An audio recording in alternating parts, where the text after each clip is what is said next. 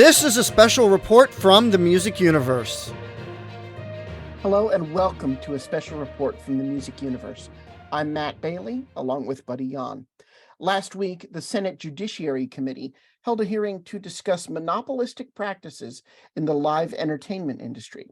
In December of last year, Senator Amy Klobuchar of Minnesota promised to hold the hearing at the start of this Congress. This in response to the disaster that was the Taylor Swift Ticketmaster on sale. It saw millions of fans locked out and bots made billions of attempts on Ticketmaster's servers. True to her words, Senator Klobuchar assembled the bipartisan committee to hear testimony from Live Nation President and Chief Financial Officer Joe Berchtold. Also present were CEO of SeatGeek Jack Grotzinger, New York City-based independent artist Clyde Lawrence of the band Lawrence, and independent promoter Jerry Michelson, whose company Jam Promotions runs events in Chicago and is one of our guests today. It's actually Jam Productions, as he corrects us in the interview. But on the policy end, witnesses included James Madison Institute Senior Vice President Sal Nuzzo and Kathleen Bradish, Vice President for Legal Advocacy at the American Antitrust Institute. The spirited discussion led to a unanimous belief across party lines that Live Nation, as Ms. Bradish says, certainly acts as a monopoly with its vertical integration of concert venue ownership and exclusive agreements with other major venues. Plus, the combination of Live Nation's promotion and ticketing business virtually makes them a monolith in live entertainment. We had the privilege to speak with Tennessee Senator Marsha Blackburn, who ripped into Ticketmaster-Live Nation President Joe Berchtold for the company's failure to prevent bots from gobbling up tickets. In fact, the people who create the bot algorithms were so confident they'd be able to get tickets, they already were offering specific seats with specific sections on secondary market websites like StubHub and Vivid Seats. Now, here she is referencing the then pending Madonna public on sale, and she is ticked off. Music City USA needs you all to be successful. And this is an issue of fairness. Whether it is the consumer, whether it's the artist, whether it is the production manager, this is an issue of fairness. And right now, we have a system that is not fair. Now, I want to pick up on the issue of spec tickets. And Mr. Berchtold, you and I discussed this a little bit yesterday. And you mentioned the Madonna tour, that already there are tickets available on the secondary market. This is pre-sale. Pre the window opening. You have Zach Bryan, who is not working with you but on his tour, but you said the secondary market has those tickets. Well, as I thought about this last night and thought about our discussion and worked on my questions, I thought, why is it that these secondary markets are so brazen that they would go ahead and put these tickets up for sale? Doesn't make sense, does it? But you know what does? What it does is raise the question, is it that the bots have become so aggressive and so certain that you're not going to do anything to them, that you're not going to shut them down, that they just move forward and advertise things they have not yet purchased because they have figured out you will not call the FTC. You will not report them. You have not built the kind of cyber safeguards that are necessary to protect the consumer, and you are building a treasure trove of information on these consumers. I bet you even have a marketing arm that takes all that data. You know somebody is partial to some certain type tours, and then you're marketing back to them, sending them notifications. Matt spoke with Senator Blackburn about what Congress can do about Ticketmaster's inaction on bot attacks and what can be done to protect concert-going consumers. Senator from Tennessee, Marsha Blackburn, welcome to the Music Universe. Thank you for being with us to discuss such an important intersection of entertainment and politics. Now, I want to begin by discussing your questioning on the bots that Live Nation and Ticketmaster says attack Ticketmaster.com when they have an on sale and that they have trouble handling. You asked Mr. Joe Berchtold, president of Live Nation, why Ticketmaster has not remedied this issue. I have two questions here. What can the Senate and FTC do in enforcing the Bot Act on all companies that are not sufficiently technologically equipped to deal with such attacks?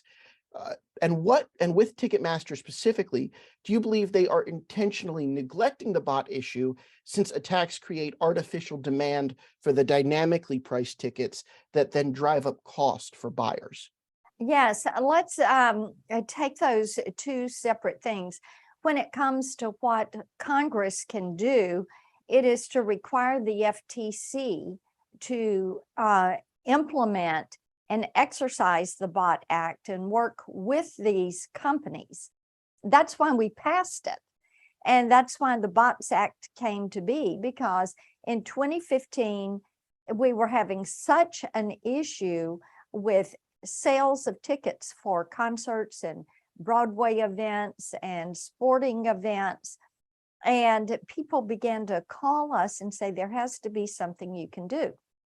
So we came up with the Bots Act in order to support the music and entertainment industry.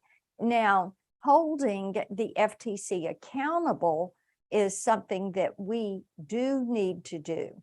They need to be enforcing this. They need to be actively working with the ticketing companies to say, when you have a bad actor in your system, you need to call us. Now, Mr. Berchtold, it was of concern to me. He said that they caught about 90% of the bots, and he also said they had a difficult time distinguishing between a customer and a bot. But cyber attacks, bots in networks, whether it's credit card companies, payment processors, healthcare companies, local utility companies, the list goes on and on. They've all figured out how to fortify their systems and place their security standards and their encryption requirements at a level that they're keeping out 99.9% of the hacks and cyber attacks and bots that are trying to wiggle their way into the system and extract consumer information, or either to beat out consumers when they're trying to make a purchase. So people have a way of doing this, and it is going to be up to Ticketmaster to fortify their systems and then to work more closely with the FTC when they do have a bot.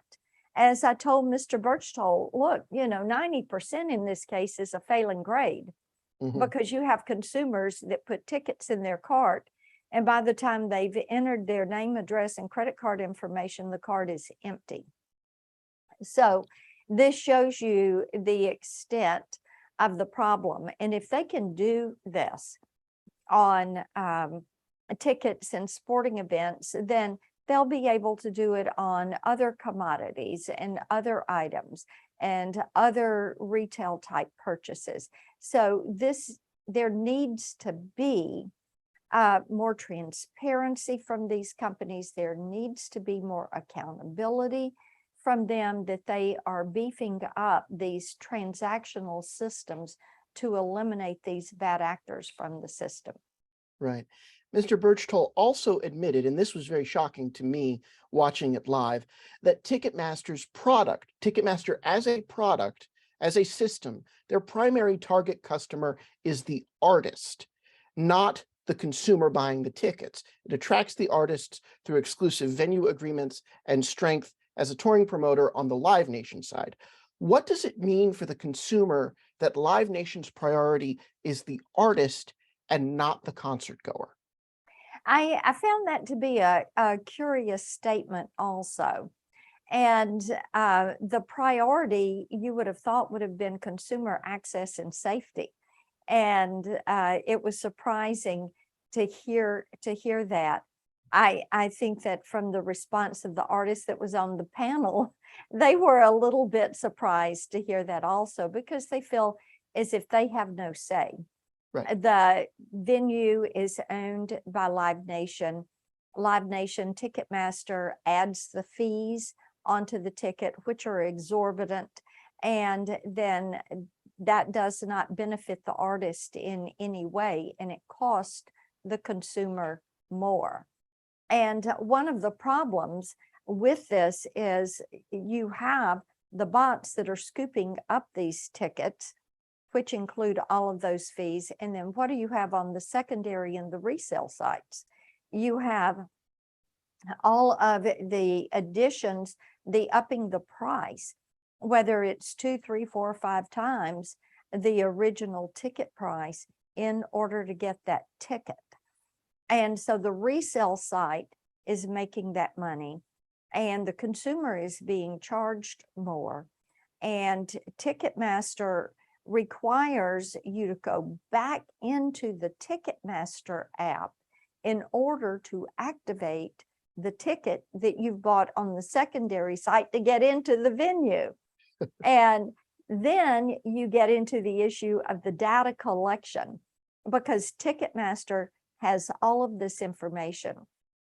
They then use it to market to you. They sell that data and that information to vendors, to third parties, maybe for rideshare companies or restaurants or hotels, travel arrangements and components, that they're making money off of every one of those vendors that come back in to the venue site or the Ticketmaster site, or if you're going to an event and their app is powered by Ticketmaster with all of the merchandise and the different offerings. So when Ticketmaster Live Nation tells us they get about 90% of the bots, our concern is not only on the price, but it is also on the data that is collected via the venue and Ticketmaster. But again, running this full circle back to your question, initial question, Matt, the artist, their fee is set and that's it. They're not getting access to any of this data or to any of those additional fees. Right. Last question. I know we're running short on time here, so just quickly, I was struck by how bipartisan this issue is, and several senators during the hearing remarked about kind of bringing both parties together. Should we take that as a sign that we will see action in this Congress on this very important issue to consumers? Yes, there are 2 committees that have jurisdiction over this, and it is the Consumer Protection Data Security Subcommittee at Commerce Committee. I'm the top Republican on that committee, and Senator Blumenthal is the chairman. We are each also on Judiciary Committee. So it is a shared jurisdictional issue, and I do think you will see us do something dealing with the FTC and requiring them to implement more fully the BOTS Act, and then also dealing with the way Live Nation Ticketmaster is handling the marketplace and the competitiveness in that marketplace. Senator Blackburn of Tennessee, thank you very much. So important to have you coming from Music City, USA, talking about a music-related issue, and go Preds. Thank you so much. You got it. Take care. Buddy, it was a pleasure to speak with Senator Blackburn to get her perspective. Now, I know you were short on time, but there was a lot of important information in there. Yeah, and I want to say this about this episode. It's not really for us to relay any of our opinion here. Our job on this special report is to provide context and things that have happened to us. And at the end here, we will be going over some ticket pricing, things that we've dealt with. But the goal is to bring you important insight from the folks most affected by this shift in the live entertainment industry over the last decade or so. And with that in mind, we spoke with Chicago-based Jam Productions owner and CEO Jerry Michelson. Michelson was a witness before the Judiciary Committee last week. Here's some highlights from his testimony. If you look at the difference between the Target Center in Minneapolis and the XL Energy Center in St. Paul, the Target Center is ticketed by Access. The XL Energy Center is ticketed by Ticketmaster, look at the number of shows that play Excel, and you'll see they far exceed the number of shows that play Target.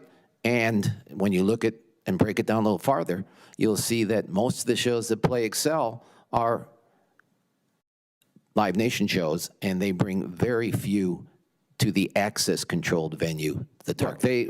The combination of the two provides them with a different business model than the rest of us independent promoters. We have to make money at putting on concerts. They don't, because they make more money from ticketing and from sponsorship than they do from concerts. And concerts is basically a lost leader for them to bring more talent and bring more content to the arenas that they're servicing to get the ticketing contract. They have 87% of the ticketing contracts at the NBA and the NHL arenas. They have 93% of the ticketing contracts at the NFL stadiums. Those are the most important venues. We spoke with Michelson about his experience watching as one company grew so large throughout the decades.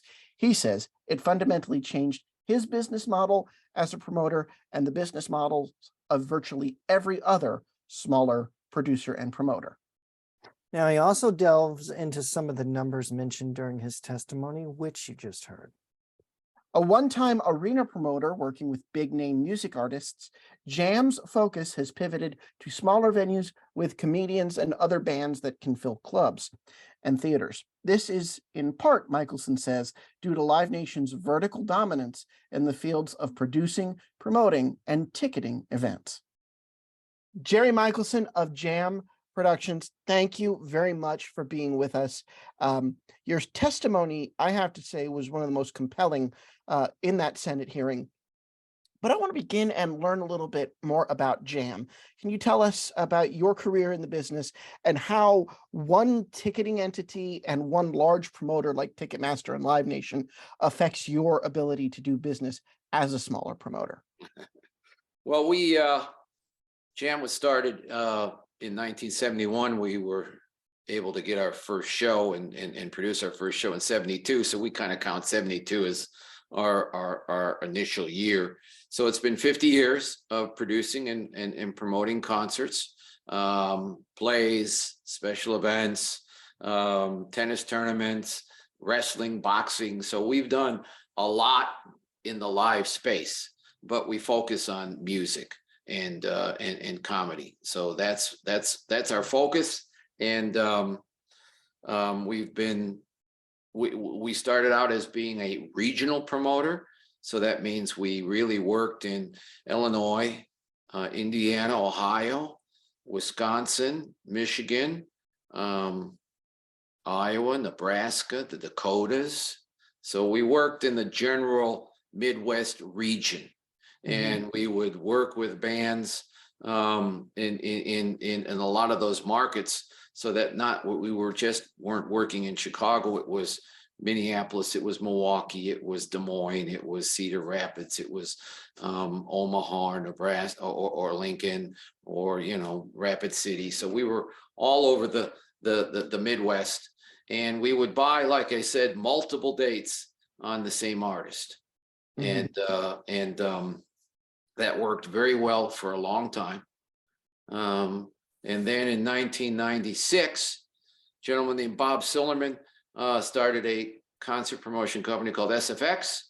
He went and purchased a lot of my fellow peers in other markets and purchased their companies if they had real estate. When I say real estate, if they had an amphitheater, an outdoor amphitheater that typically holds anywhere from 10 to 20 to 30,000 people.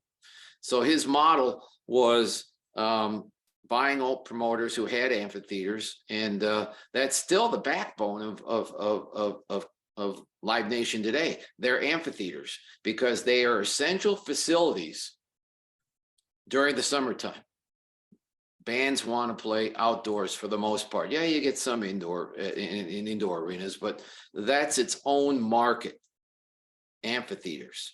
And so they started buying amphitheater tours, and early on, they started to leverage their position with the amphitheaters, which are essential facilities, and said to an act, if you want to play my amphitheaters, I also have to get the indoor tour, because a lot of times the band will play indoors in,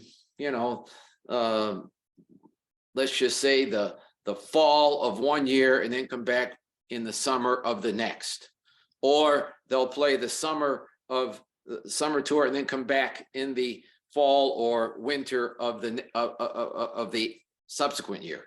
So they started to leverage their position that they had with amphitheaters into indoor arenas. So that's when we first started losing shows, was when they started to leverage their dominant position with amphitheaters into the indoor arenas. Now, they also started doing things like, if a band wanted me to produce their Chicago concert,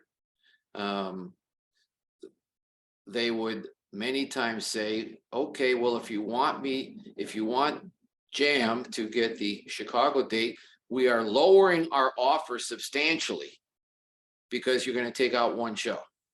So that's another, what I believe is abuse of their position that they had built up because of the amphitheaters. So we face that all the time, where we lose a show because the band will be penalized if they sell us that one show out of 30 or 40. There's another way that we lose shows, and that's if the band is an Artist Nation client, and Artist Nation is Live Nation's management company. So anytime a band gets to a certain size, we may do them in a club, but once they grow out of that club, Live Nation promotes them. So we don't get any. We do not produce any Live Nation artists anymore. And we used to do Madonna. We used to do U2. We used to do a whole bunch of artists that they get in their management company. So we lose that. So now they've got all those artists under control, not just from buying their tours, but from management. So we lose that part of the business. As a matter of fact, I drew up a chart that had about 40 acts that we used to work with all the time. And we produced over 1,500 shows with those acts. And once Live Nation started to do what they do, we produce one or two of them now.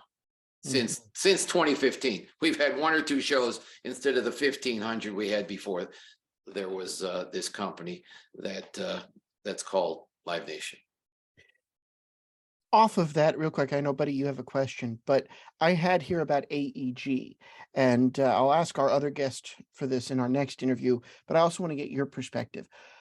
We live in a world where there's Target and Walmart. We live in a world where there's sort of two major players in a lot of industries.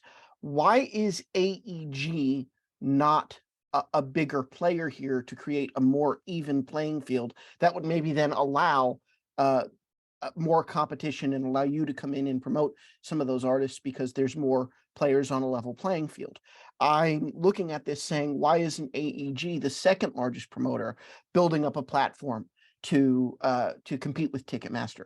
Why are they so far behind the 8 ball in terms of catching up to Live Nation, even as the second largest promoter? From your understanding of the industry, I know you may not know the ins and outs of their company, but that's been a question that's been on my mind since this started being in the news.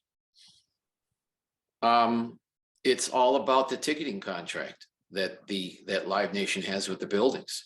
They overpay so many bands just to control the tour. So they're trying to keep shows away from AEG. They're trying to keep them away from Jam and other independent promoters because they've got that ticketing money, and they throw it around and use it all the time. And if you look at their financials, there's 3 segments where Live Nation makes their money: ticketing, sponsorship, and concerts. And typically, again, these are all in their SEC filings. If you look at their concert division, it typically loses money.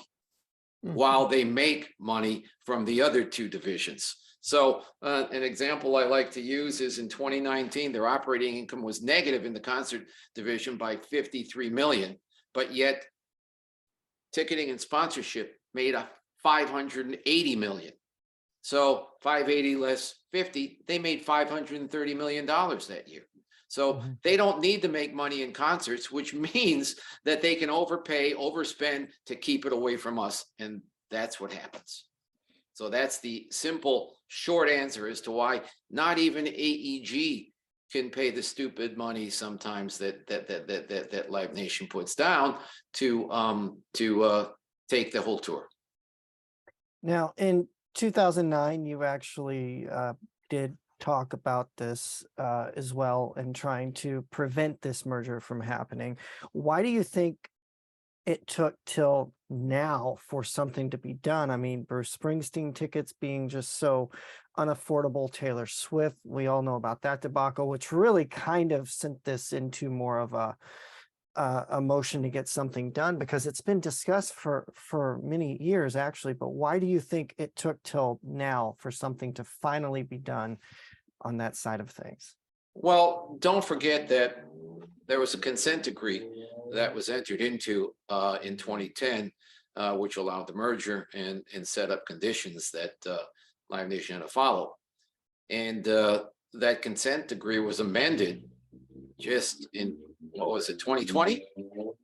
Yeah, I think. And because Live Nation violated the consent decree. So it's not an easy task to accomplish, but it just takes time. It just takes time. The violations have to occur. It takes time to sink in. The DOJ has to, they did their investigation, and things just take time. Yeah, would I have preferred that it was moved along at a quicker pace? Of course, but again, things take time. We have to be patient with what goes on with the DOJ and the government itself. It also takes, I think, pop culture prominence, because it was a domino effect. You had the Bruce Springsteen problem, you had the Taylor Swift problem, you had a large amount of consumers getting vocal and using their platform to then talk about an issue that I don't think your regular concert goer really thinks about, the process of getting into a show. But this happened on such a large scale that I think it sort of lanced it out into the public, for lack of a better phrase, and shown some light on it that normally you wouldn't see.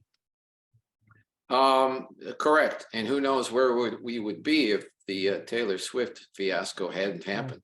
Maybe it wouldn't have been in the forefront as it is today, which again is just indicative of another problem, that it's all about Live Nation's bottom line.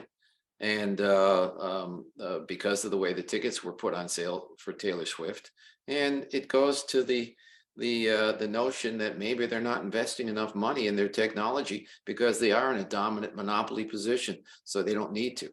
Since you're a promoter, and with Live Nation coming out many times stating the artists decide, and the artists and their teams decide on the price of the tickets, the fees, and all that, is that really a fair statement for them to say when they are pretty much the artists' teams for a lot of them?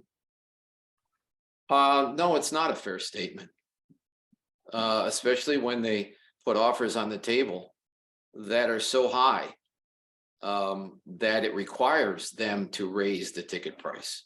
That's it's a fallacy. Do artists want certain amount of guarantees? Yes. Is it got to reach a certain threshold? Yes. But you can always say no. And how do you determine, as a producer promoter, the value? We hear a lot of times, both in promoters' responses to fans and in Joe Berchtold's testimony, that artists will want to undervalue their tickets. How do I know, as a consumer, that my $205 plus $36 in service and taxes that I paid for a lower bowl seat to Madonna is undervalued for what Madonna is actually worth? How do you how is that determined? I'm not sure that's the right example when Joe brings it up. Sure. Because if you look at artists that really care about their fans, and it's different. There's different degrees of that. But Bruce Springsteen for years always never would go above a certain price. Mhm. Same thing with Fish are pretty good about it. There's a number of artists. A lot of artists are still call it undervaluing their tickets because they want the fans to be able to afford it. The problem that has happened over time is scalpers, and scalpers are out there taking and getting large numbers and quantities of tickets. And so after a certain point in time, the artist says, well, my first 10 rows, they're going for triple what I priced them at. So then it starts to go in and seep into their mind that, hey, I'm undervaluing my tickets. So you've seen the fact that scalpers have helped increase the price of tickets because the band is getting hosed. Now, if you get rid of scalpers and make scalping illegal, that solves the problem. People can still transfer tickets, but transfer it at zero value, or maybe set a ceiling at 10% of the face value. That's the most you can charge. But if you do that, you will see the price of a ticket come back down to more normal, more reality. Hasn't scalping always been illegal, but then now with the secondary market, it just kind of gotten way out of hand? Well, it wasn't always legal. No, it started out being illegal. Right. In many states. And then you had StubHub come in and blitz a number of big states with money. I mean, that's how this is done. With lobbyists, they give money to change opinions. So StubHub was was one of the companies that moved the needle and got scalping to be legal. And I had this here to return to your testimony again last week about non-transferability. And you were one of the folks that said you would absolutely be for non-transferability. And I think there was some confusion among the senators, again, who don't work in this industry, don't purchase tickets a lot, about what transferability actually means. Because I think as Mr. Grotzinger pointed out, there's transferability of Buddy and I are going to the same venue, but he's going to get there an hour early and I might be a little late, might not catch the opener. He needs his ticket, but it's all digital. And then there's the transferability of selling again on the secondary market. What do you support in terms of non-transferability? I would, I support, if the artist doesn't want a ticket transferred, I support that. Okay. But I can also understand that if someone gets sick, they buy a ticket and they can't go. So they should be allowed to sell their tickets. But again, it's either at face value or you set a cap as to how much can be charged, either or. Again, you got to think about the fan. And in this case, fans that have a legitimate reason for not going is one thing. I object to, and always have objected to, the fan that gets tickets to resell. I mean, I object to that. They're scalpers. They're no different than the guy that has a storefront, except they're doing it from their home. So I object to that because, again, the common fan that wants a good seat gets screwed every time a scalper buys a ticket.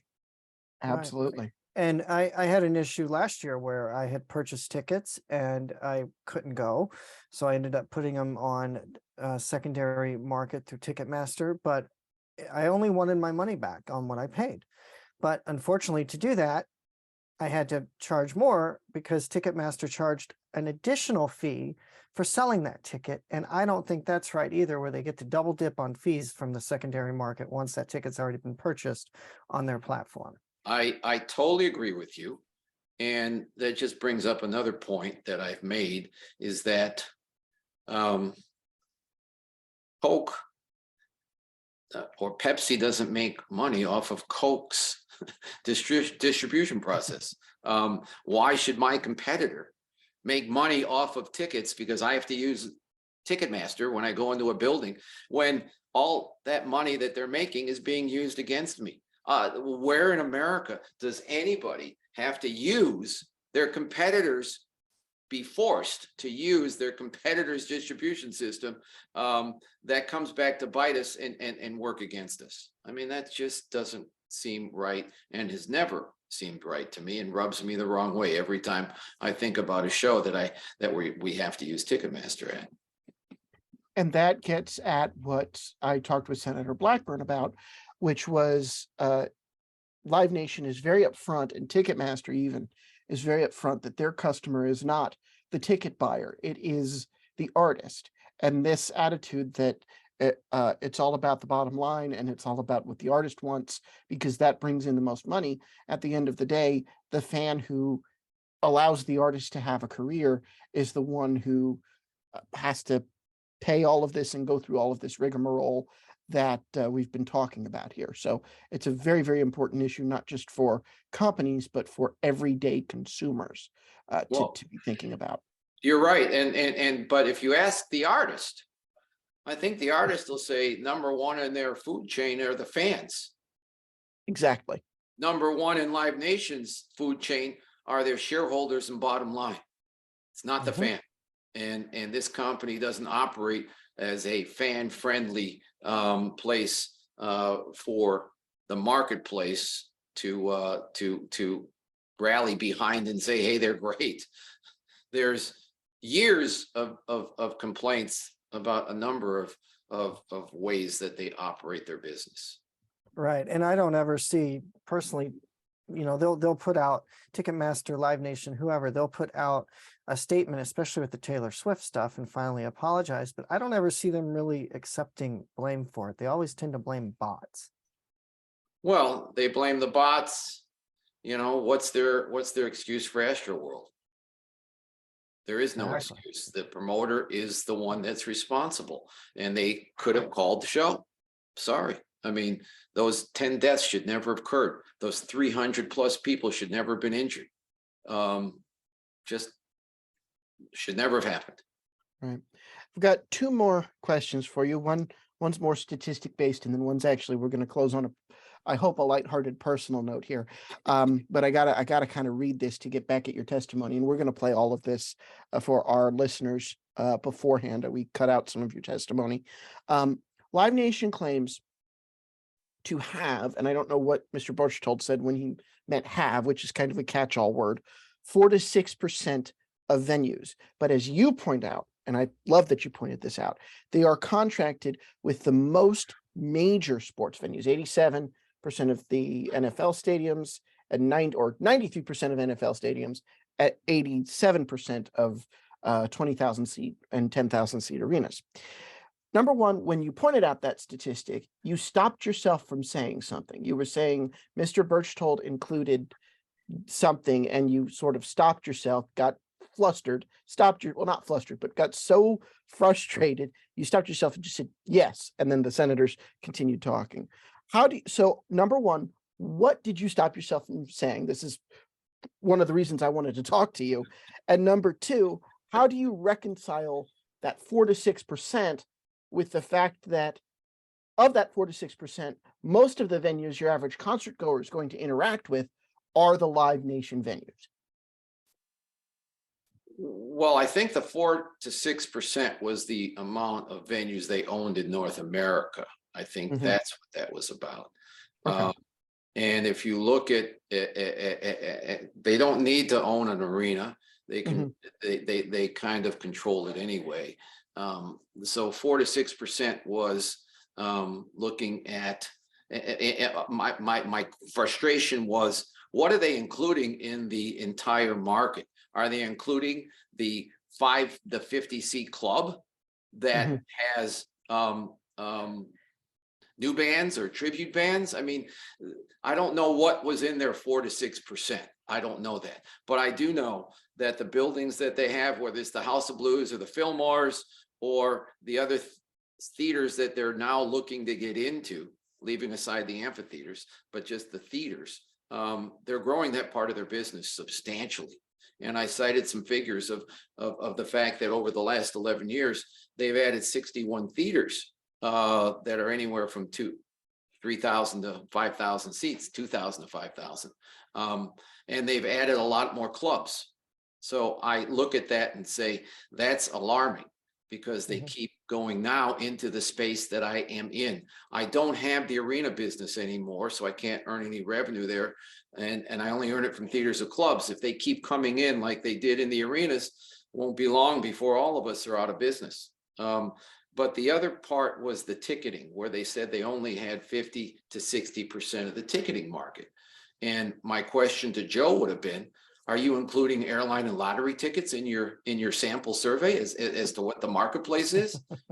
Because again, you're right. I did highlight that they had 87% of the NBA and the NHL teams, and they also have 93% of the NFL stadiums. So that's what counts, not the little podunk little venue that doesn't get, it's not even in our business and doesn't have a shot at getting shows that we would like to bring them or could bring them. As somebody who I can tell is very passionate about this business, when you go to a show that you've put on and you see the band and the crowd interacting, and you see that all of that work has led to that moment, what goes through your mind personally on a show night?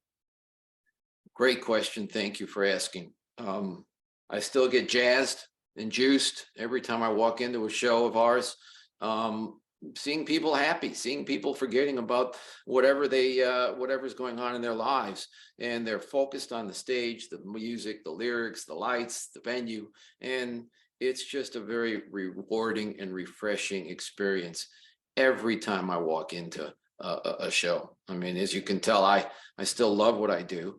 To me, it's almost not like work, and I'm fortunate that the team that we have here at Jam and at our venues and teams we work with at other venues are pretty much feel the same way. It's not a job. It's trying to make people happy and satisfied with the show that they're at. Wonderful.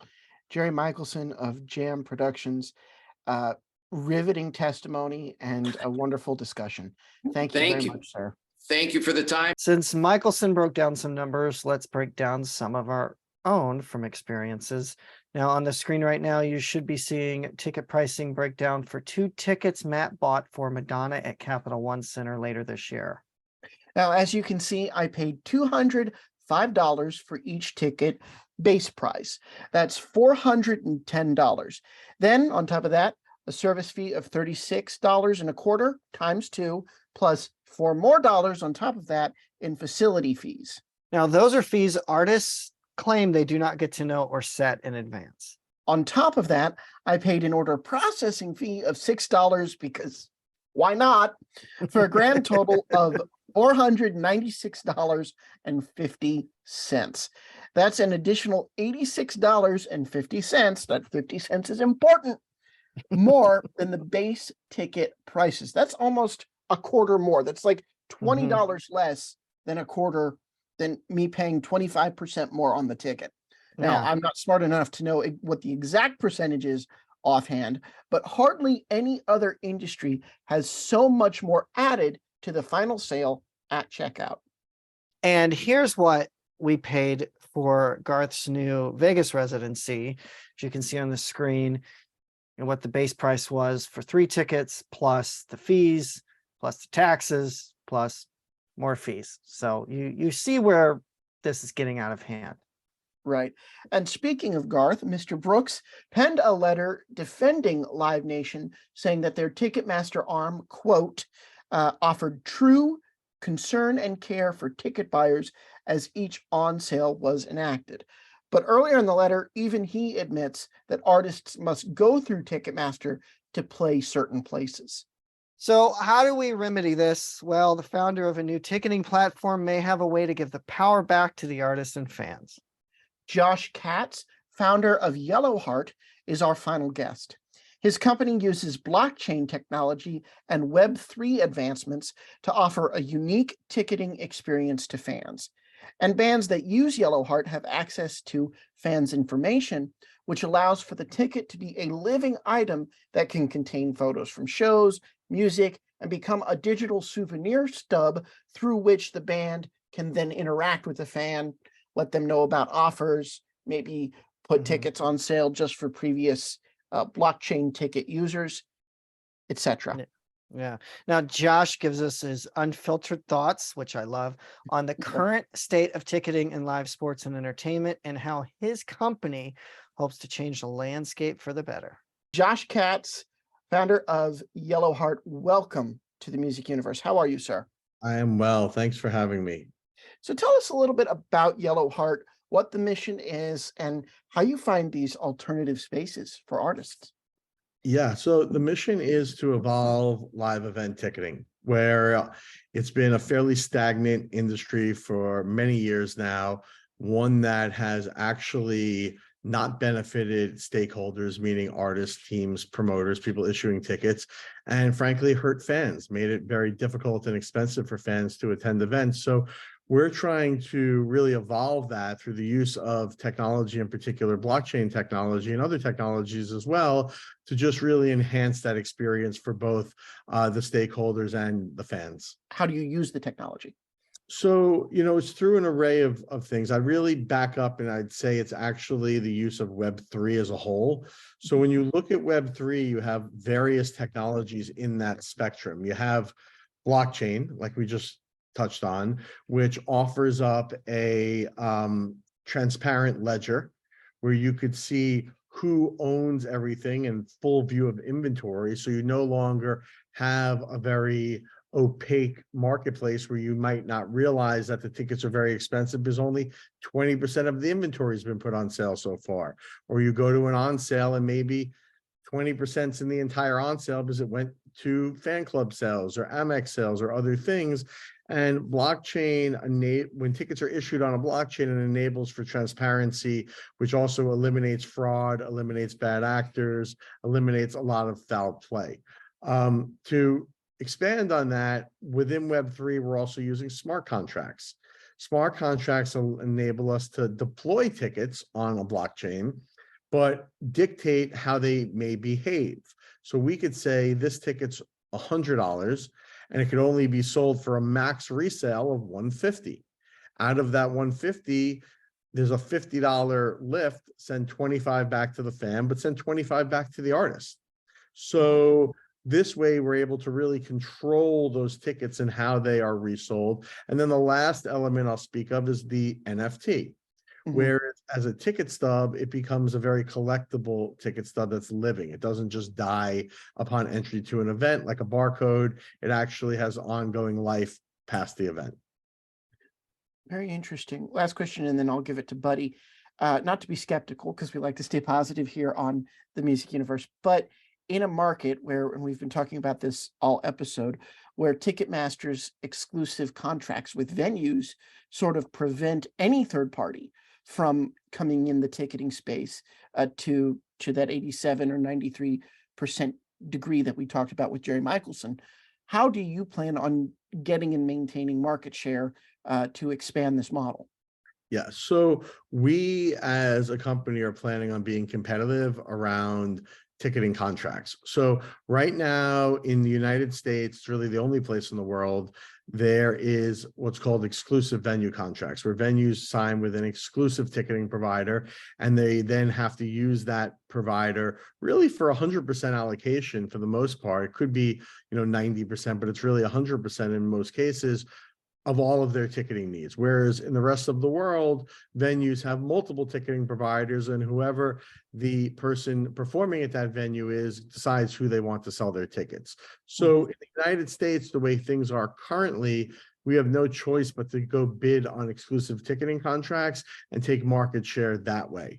The hopes is that through some of the actions currently happening in Senate, there'll be the repeal of exclusive venuing contracts, and they'll become illegal like they should be, and it'll open up fair play to everybody. But as of right now, we are in a position where we need to go bid on those exact same contracts.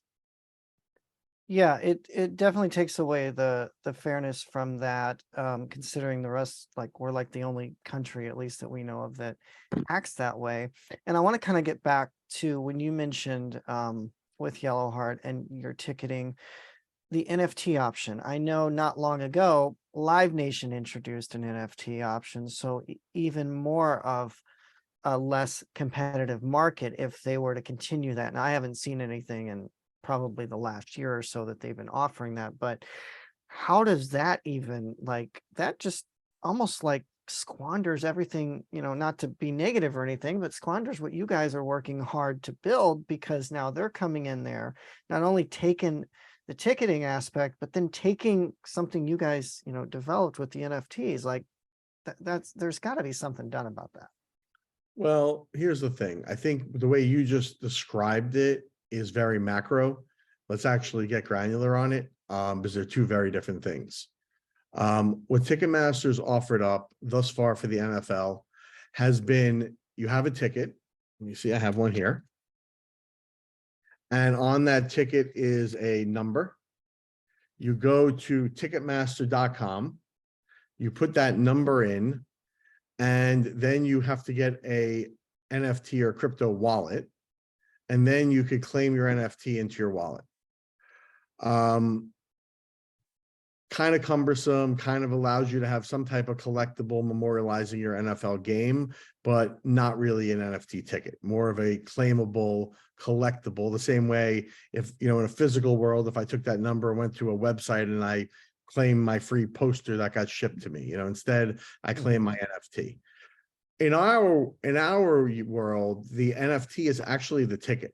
The ticket itself is actually made of an NFT. It's the ticket stub that actually gets you into the event, that has a rotating QR code.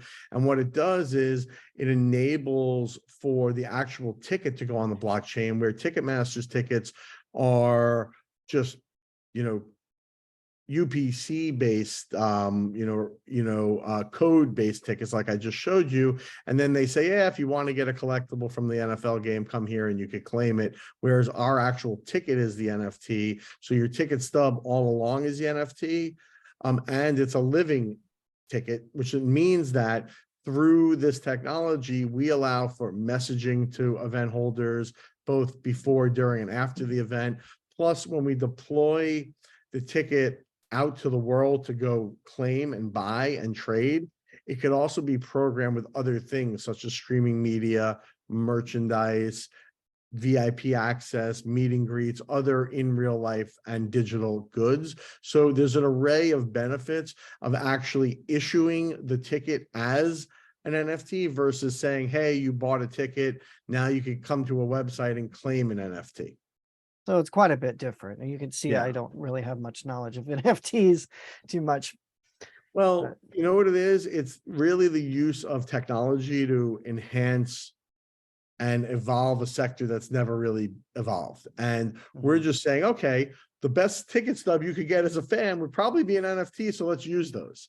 Yet a lot of other attributes of our platform don't require that. So for example, you could buy a ticket, get an email saying you bought the ticket, show up at the event, click on the web link in the email and walk in without ever worrying about an NFT.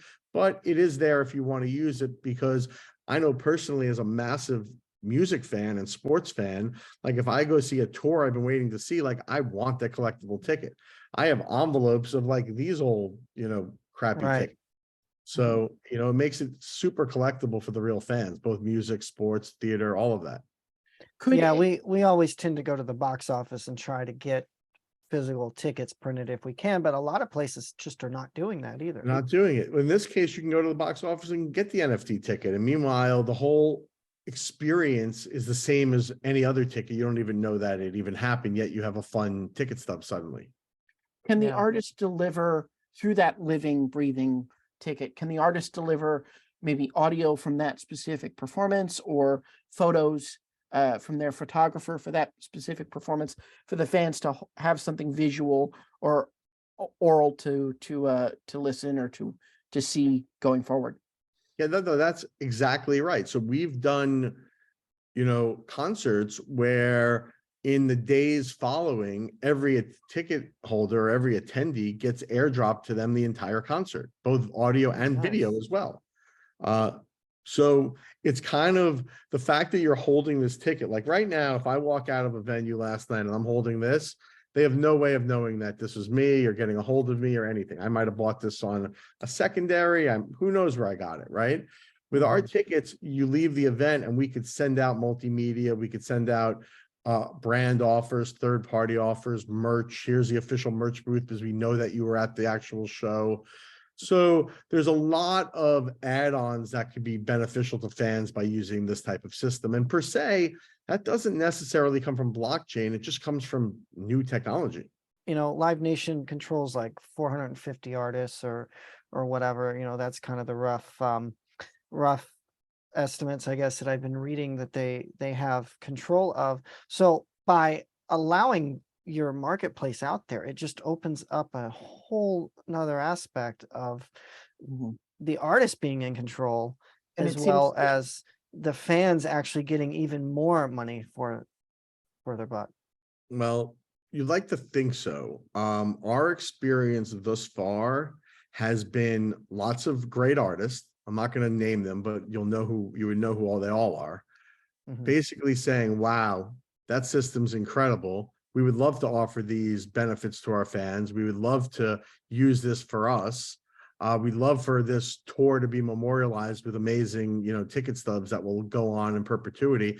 Imagine like the first Beatles tour was on NFTs, or the, special World Series or Super Bowls, or things that are really meaningful to the people that attend them. And now they could still memorialize them. Imagine you had your first concert stub and it was something cool, Whereas we've had the opportunity where lots of artists have wanted to use the platform.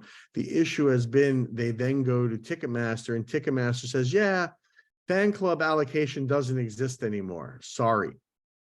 Every ticket has to be on Ticketmaster, not even an 8% allocation. I've had, senior people at Ticketmaster telling me, quote unquote, artist fan clubs don't exist anymore. Those are a thing of the past. So that's a shame. That's funny. I have a U2 membership, a Metallica membership. Yep. So my point being is that whereas the artist might have gone to them and said, hey, for our upcoming tour, we want to take an 8% allocation and offer it up on Yellow Heart, Ticketmaster's basically shut it down saying, nope, we don't take any tickets for fan club. That's shut down. Or they don't leave our platform. We need to maximize every dollar possible on our platform. We don't care if you claim that you own 8%, sell them through our platform. Well, that's the argument that Senator Blackburn made, and that was kind of the crux of the issue before the Judiciary Committee. Is it's about the data and control of the data, and not only the artist data, but the fan data. So you would be putting that data in the hands of the artist, not a major company like Live Nation. And so that's why that's a hypothesis as to why fan club sales have been shut down by these larger players. So here's hoping that something happens and you continue to be competitive and can give that control back to the artist through this blockchain and Web3 situation.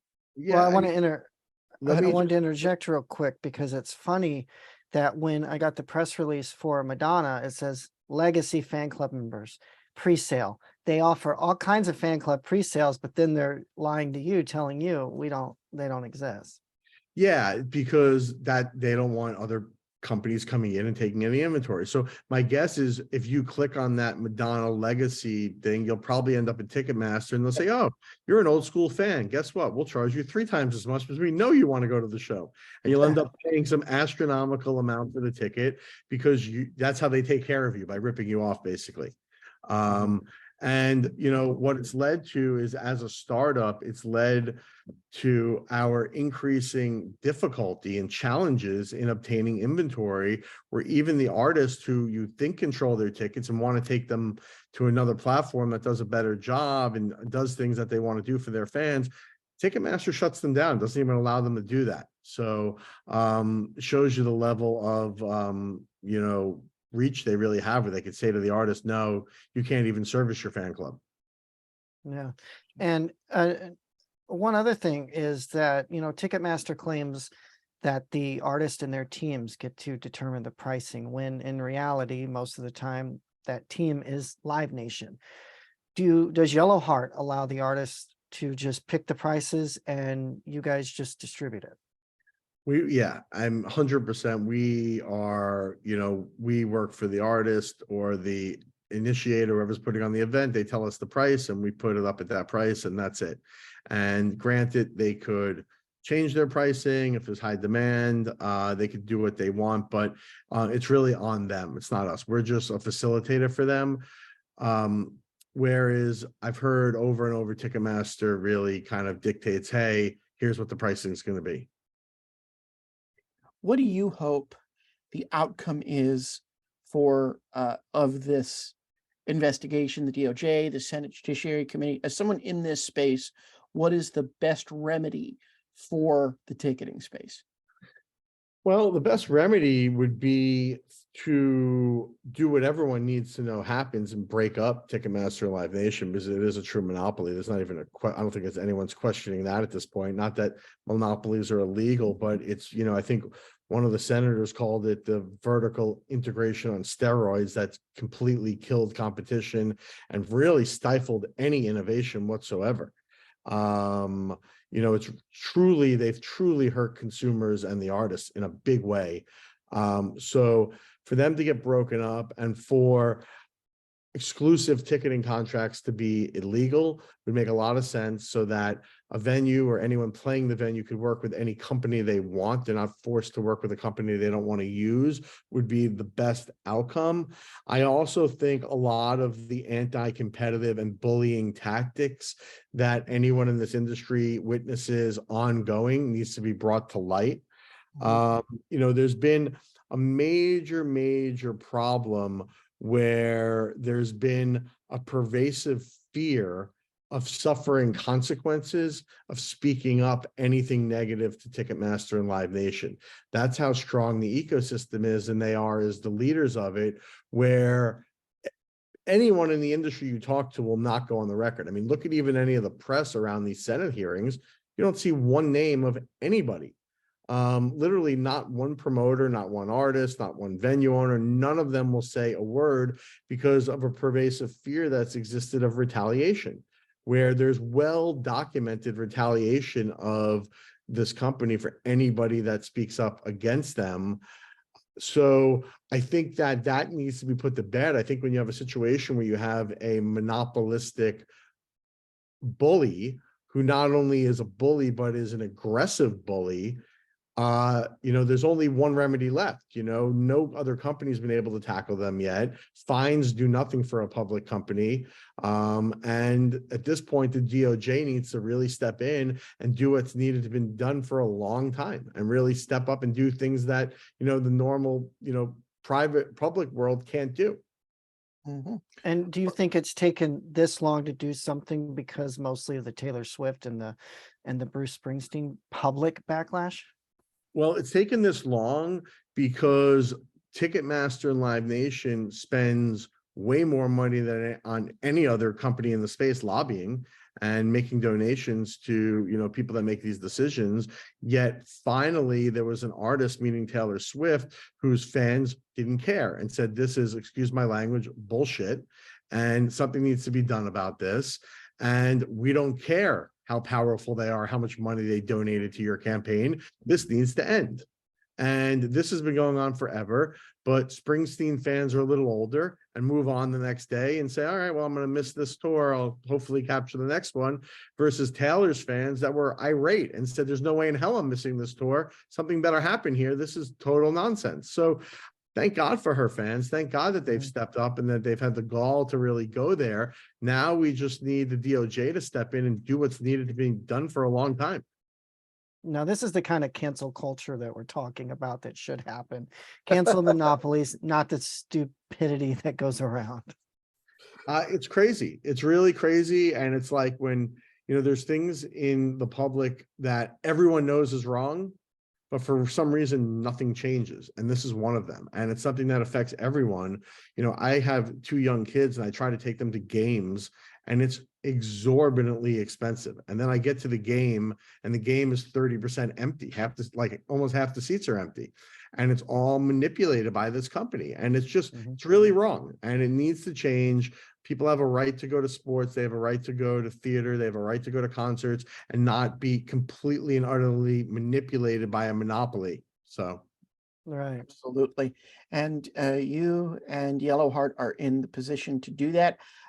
Josh, this has been a pleasure, buddy. You have anything else before we wrap up?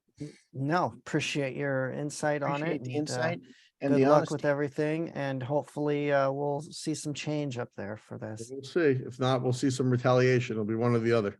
Well, we hope we've given you well-rounded insight into an issue fans have been facing for years that has now seen the light of day and made its way to Congress finally.